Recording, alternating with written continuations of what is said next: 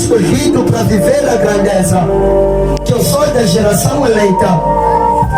Oh, geração eleita. Geração eleita.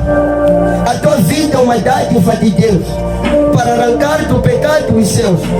E eu pensando que não havia oportunidade de te servir, te conhecer, mas a tua graça nos alcançou. E pela tua graça, aquele que te serve não se condenou. E ao contrário disso, apenas se elucidou. E para a tua glória o Senhor me encaminhou.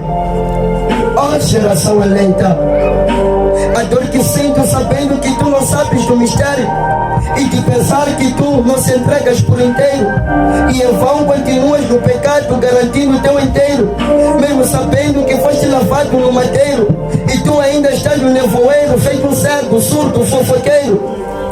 A dor que sinto que tu tens a graça